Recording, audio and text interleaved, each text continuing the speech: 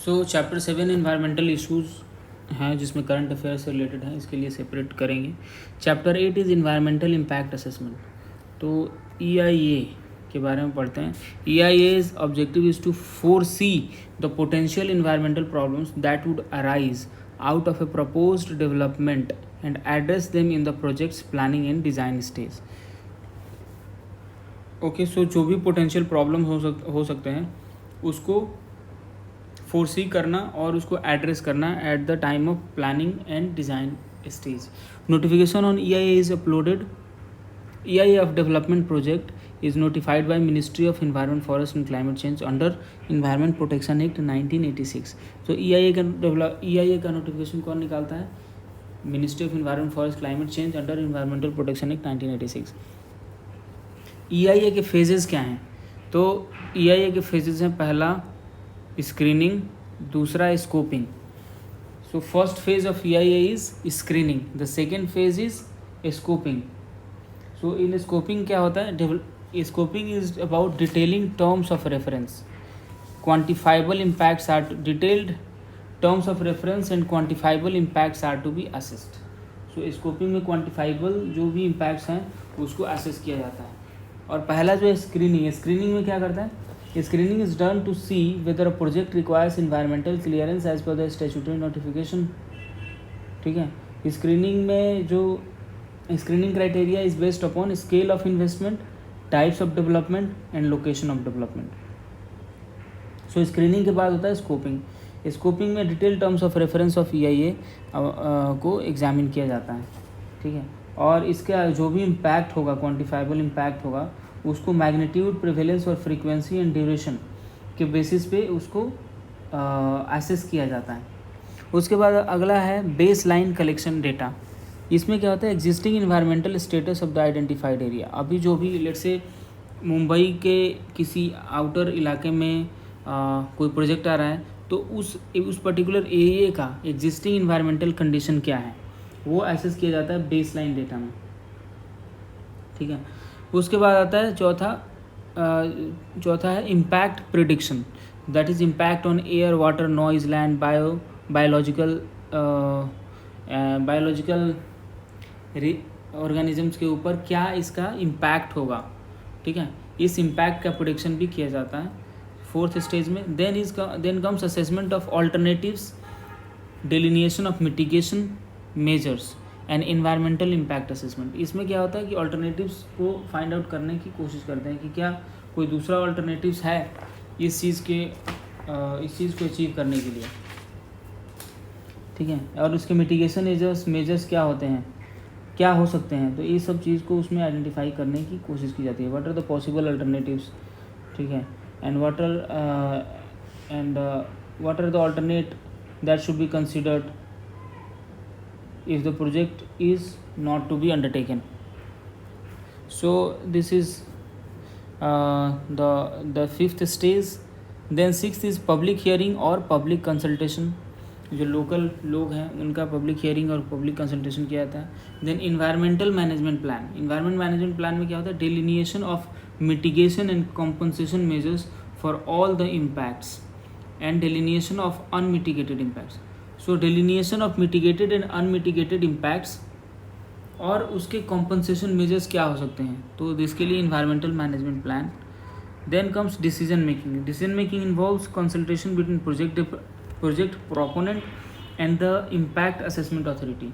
जो प्रोजेक्ट लेके जा रहा है उसके बीच और जो इम्पैक्ट असेसमेंट अथॉरिटी है उसके बीच, दोनों के बीच में डिस्कशंस एंड डिलिनेशन होता है।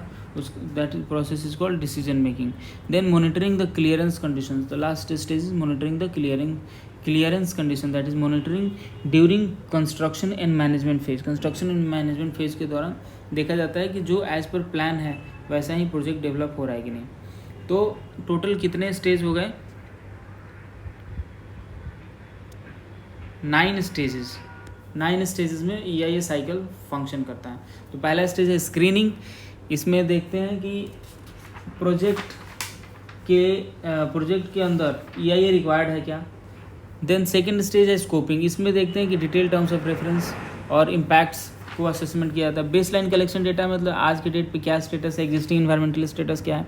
देन इम्पैक्ट प्रेडिक्शन मतलब क्या इम्पैक्ट हो सकता है, other all the like air water noise landfall biological etcetera.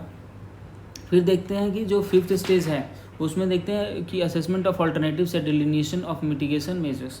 Then sixth stage is public hearing. Then seventh stage is environmental management plan. ठीक है, इसमें मिटिगेशन और कंपनसेशन मेजर्स के बारे में डिस्कस करते हैं।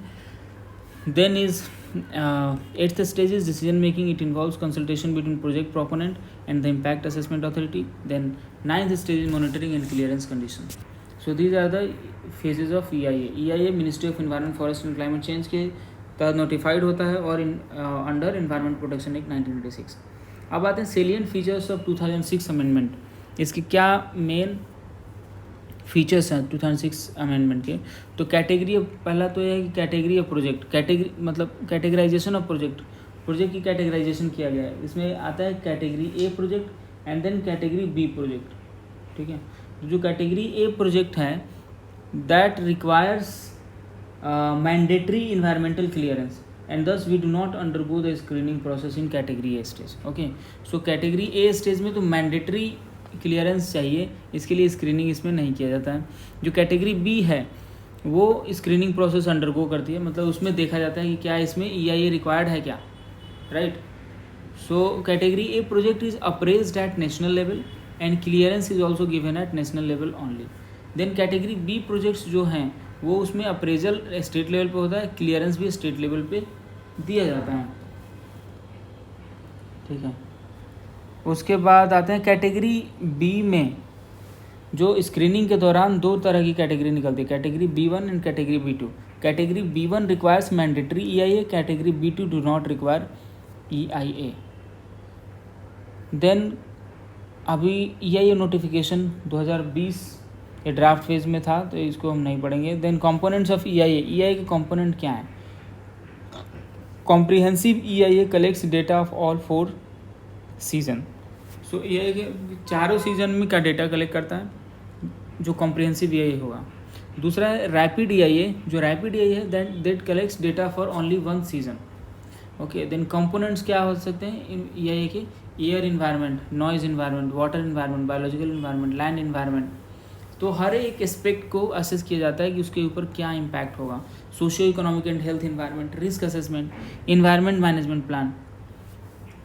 अब आते हैं प्रोसीजर ऑफ पब्लिक हियरिंग क्या है।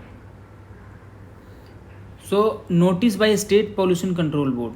प्रोसीजर ऑफ पब्लिक हियरिंग क्या है कि notice is given by state pollution control board in 2 newspapers, public to file objection within 30 days. So पहला पब्लिक हियरिंग का प्रोसेस क्या है कि जो स्टेट पॉल्यूशन कंट्रोल बोर्ड है 2 न्यूज़पेपर में वो नोटिस इशू करेगा, उसके रिस्पॉन्स में पब्लिक फाइल करेगी ऑब्जेक्शन विद इन 30 डेज। अगर किसी को ऑब्जेक्शन हो 30 डेज के अंदर ऑब्जेक्शन फाइल कर सकता है।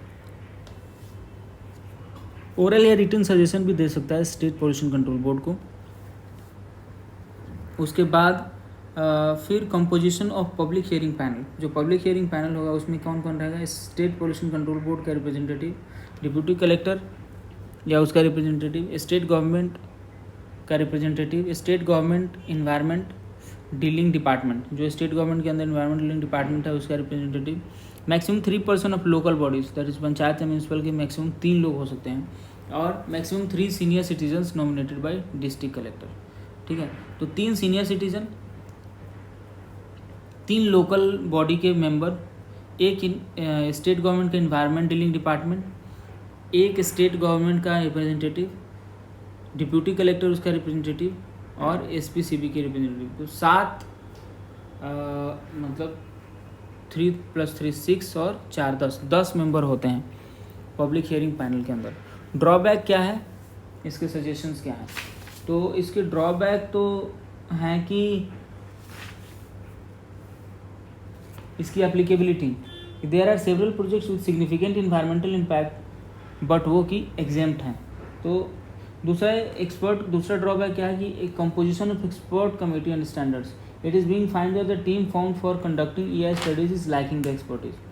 तीसरा ड्रॉबैक है कि the lack of exhaustive ecological and socio economic indicator for impact assessment. फिर पब्लिक हियरिंग जो है, public comments are not taken into account at each stage. So last stage में जाके पब्लिक हियरिंग होती है और उसका पब्लिक के कमेंट को कंसिडरेशन किया जाता है, बट ईच स्टेज में पब्लिक हियरिंग नहीं होती है, ठीक है। और क्वालिटी ऑफ EIA असेसमेंट्स भी काफ़ी डिग्रेड होती हुई पाई गई है। So AI is actually funded by an agency or individual whose primary interest is to procure clearance for the project propose. So basically EIA की फंडिंग कौन करता है? जो भी कंपनी या ऑर्गेनाइजेशन उस प्रोजेक्ट को डिप्लॉय करना चाहती है वहीं उसकी फंडिंग करती है। तो यहाँ पे कॉन्फ्लिक्ट ऑफ इंटरेस्ट भी आ जाता है। तो ये सारे इसके ड्रॉबैक्स हैं।